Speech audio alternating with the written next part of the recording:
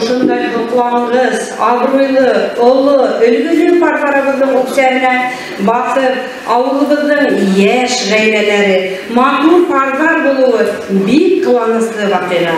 Демек биздин ауылыбыздын келечеги ышанычлы, матур, татуу пардар кулунда деп ышанган келем.